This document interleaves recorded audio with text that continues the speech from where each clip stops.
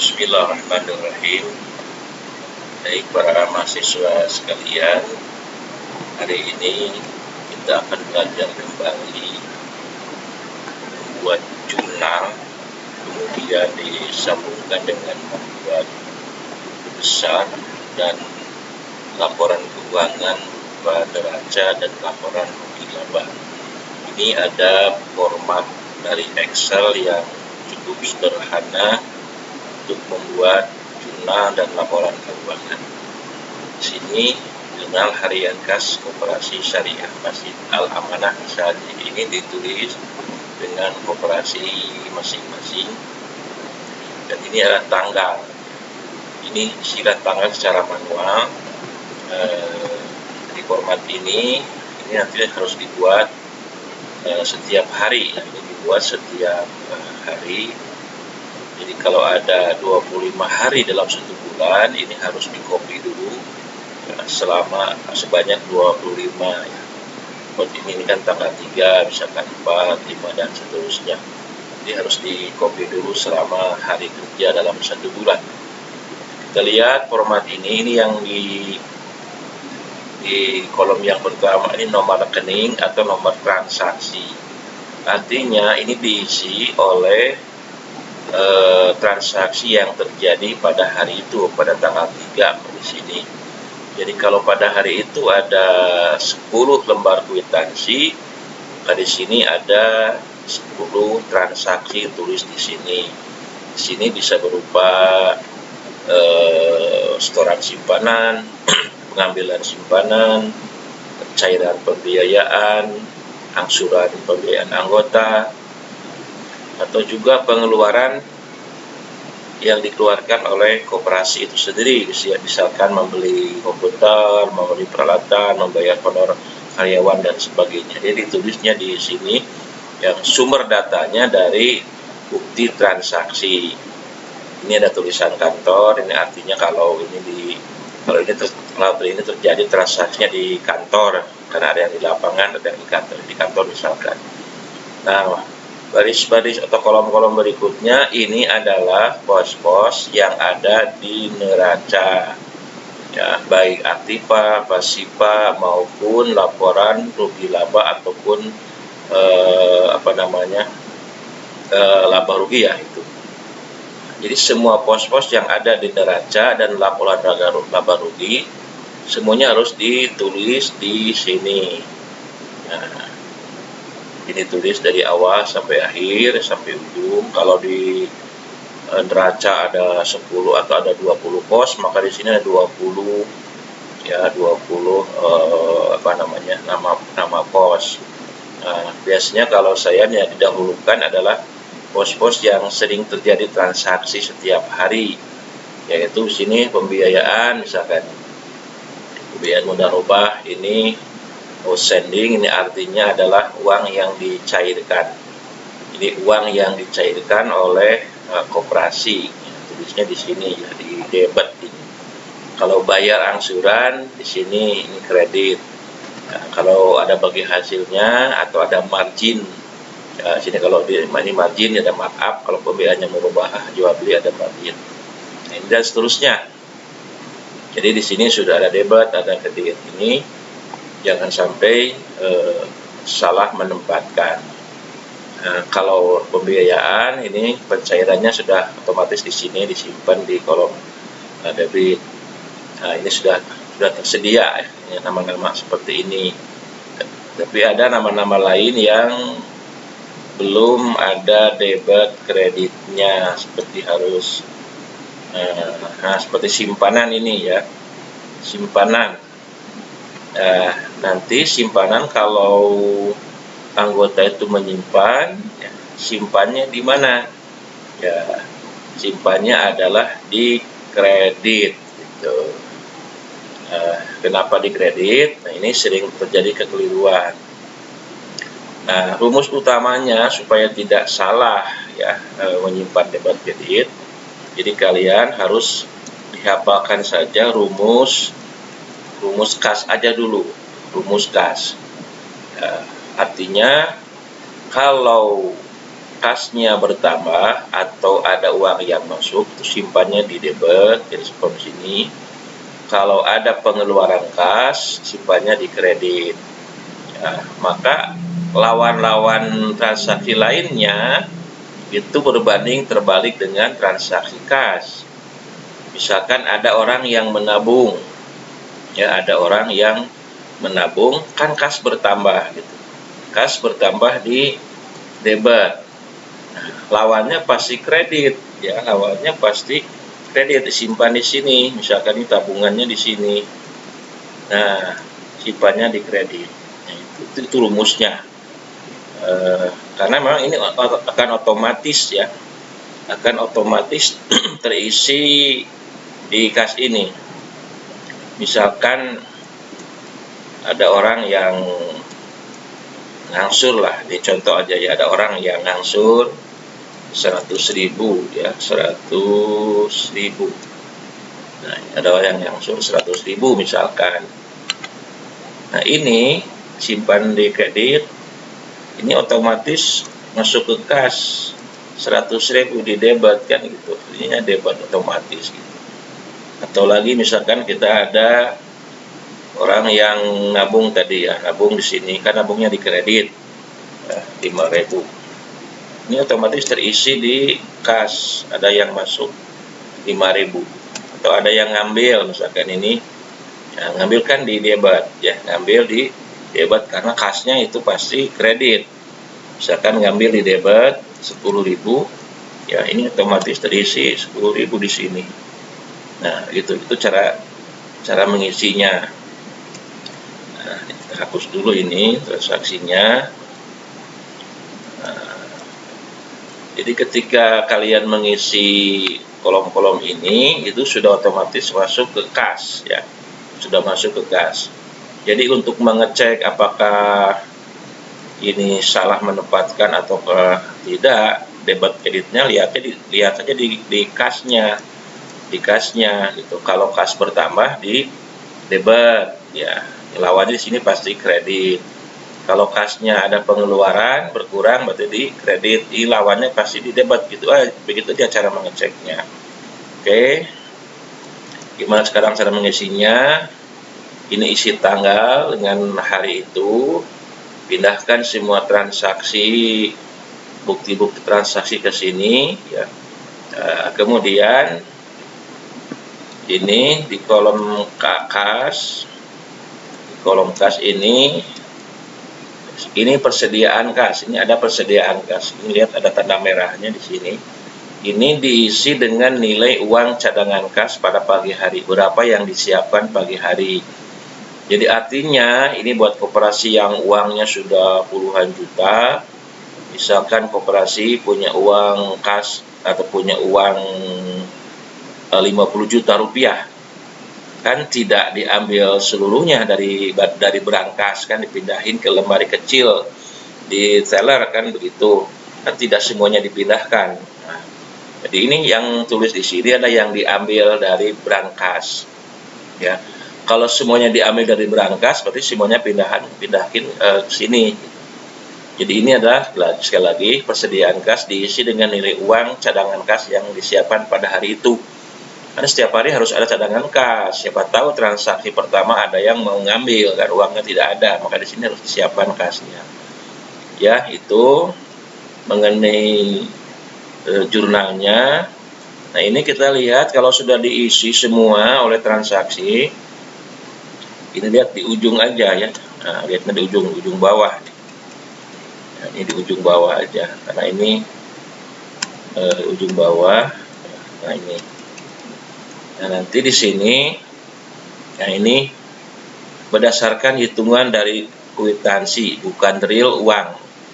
Ini untuk mencocokkan apakah uang real yang ada di berangkas sore hari itu sama tidak dengan tulisan, ya, dengan tulisan di sini, ya, dengan saldo akhir di sini. Ya, ini uang, nah ini akan otomatis dari sendiri sini. Ya, contoh misalkan kita ada transaksi ya, kembali ke atas ya, misalkan ini ada pencairan pembiayaan 1 juta tuh 23 tuh 23. Nah, otomatis kan jadi, tapi ini isi dulu kasnya. Nah, misalkan kasnya 5 juta. Nah, kita lihat di bawah, kita lihat di bawah. Nah, ini kita lihat di bawah. Nah, ini ya, ini kan otomatis terisi sendiri yang ini, yang apa namanya, ini adalah uang yang tersedia di sore hari. Kan tadi persediaan kasnya 5 juta, ada pembiayaan dicairkan 1 juta, tinggal 4 juta kan. Nah, ini adalah uang real, jadi dihitung uang yang ada di berangkas pada hari itu. Misalkan kalau uangnya ada 3 juta misalkan, tuh 23. Nah, berarti ada selisih 1 juta. Artinya uang yang ada di berangkas itu apa namanya, lebih 1 juta, lebih juta. Kadang yang kurang 1 juta, karena realnya 3 juta, tulisannya ada 4 juta gitu. Jadi kalau di sini ada angka, berarti itu ada selisih kas, ya, ada selisih kas. Jadi ini diisi dengan uang real yang ada di kas pada waktu sore hari. Ya, sudah jelas ya, itu caranya. Ini kita nah, ini kalau ini semua sudah dilakukan, kita ini otomatis terisi sendiri ke sini. Nah, terisi ini namanya rekap mutasi buku besar. Rekap mutasi buku besar ini tentangnya tanggal 3 ya, harusnya sama dengan yang di tadi ya, tanggal berapa ini. Nah, ini tanggal 1 lah misalkan, ini tanggal 03 Januari ya, Januari 2023. Nah,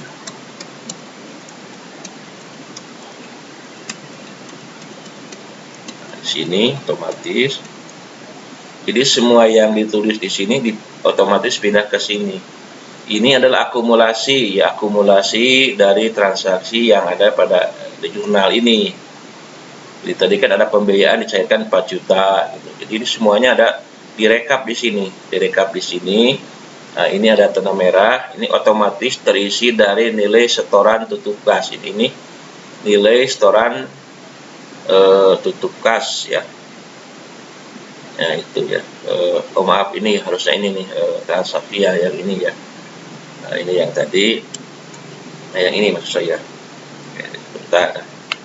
Tanggal 3 ya. Harusnya ini tanggal 3 ya, tanggal 3. Ini 3 Januari. Nah, ini udah ada isi-isinya ya, dan transaksi yang ada di sini semuanya sudah ditulis. Kemudian ini sudah terekap semua secara otomatis. Ini hati-hati, ini ada rumus-rumus, ini jangan sampai terhapus. Kalau ini terhapus pasti nanti ada value atau ada error. Nah, kita lihat ini apa nih, ini adalah, ini otomatis terisi sendiri. Jadi persediaan kas pagi ini, jadi persediaan kas pagi yang ini 5 juta ya, yang 5 juta ini pindah ke sini secara otomatis. Kita lihat di bawah. Nah, di bawah ini harus seimbang antara debit dengan kredit. Nah, di sini ada tanda petunjuk ini 0 ya. Ini harus 0 atau strip. Kalau ini ada isi angka, berarti ini salah, ada transaksi yang tidak tertulis. Jadi ini alat kontrol saja. Ini harus 0 atau strip ya. Nah, transaksi ini, yang ini kita print out ya, di blok, di print out untuk bahan membuat laporan keuangan neraca dan laporan rugi laba. Nah, ininya nggak usah, jurnalnya tidak usah di copy karena terlalu apa namanya detail. Jadi yang tidak usah di print lah maksud saya. Ini yang harus di print out, cetak, kemudian ini dipindahkan ke neraca. Neracanya seperti ini ya, neracanya seperti ini. Yang neraca ini Kalau jurnal tadi kan sebanyak jumlah hari ya, sebanyak jumlah hari. Kalau neraca cukup satu saja, ya, cukup satu di sheet yang ini. Nah ini misalkan ini sudah terisi 50 juta, ini diumpamakan saja. Koperasi sudah punya neraca ya, neraca awal ini 50 juta dan seterusnya, ini sudah terisi ya, ini sudah terisi oleh saya, diisi lah gitu, sudah nyampak nih ada nilai-nilai dari neraca. Nah di sini kita masukin, pindahin satu persatu yang tadi ya, yang transaksi ini mana yang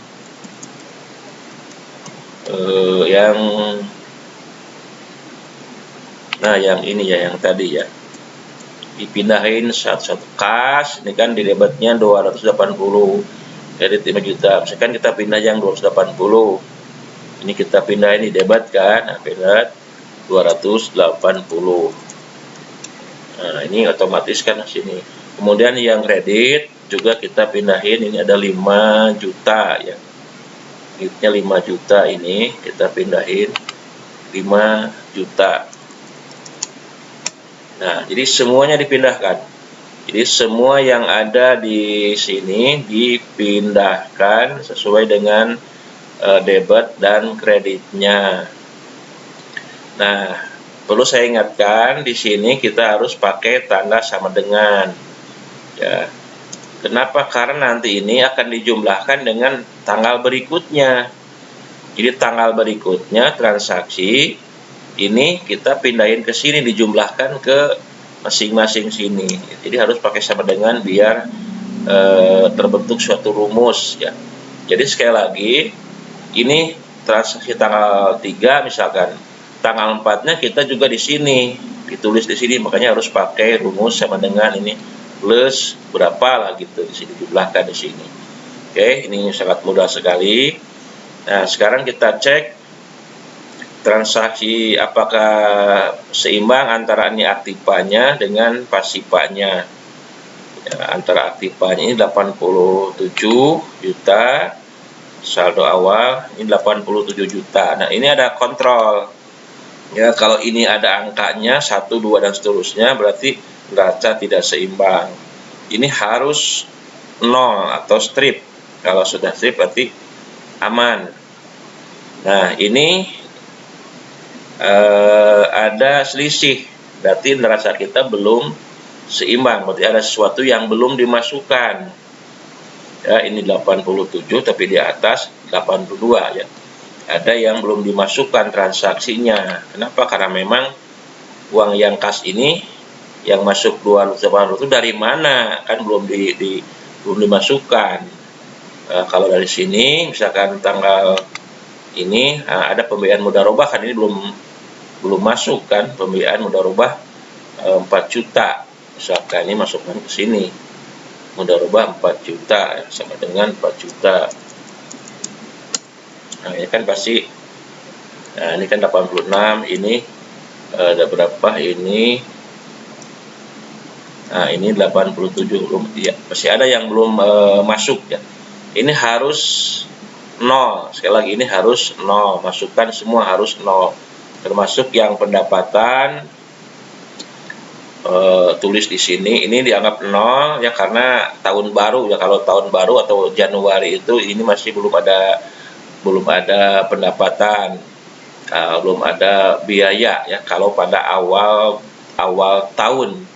Jadi kalau pada awal tahun itu ini pendapatan dan biaya harus dinolkan, jadi masih 0. Langsung saja kalau ada biaya atau ada pendapatan simpan di sini ya, di kredit ya, kalau ada pendapatan, kalau ada biaya di debit.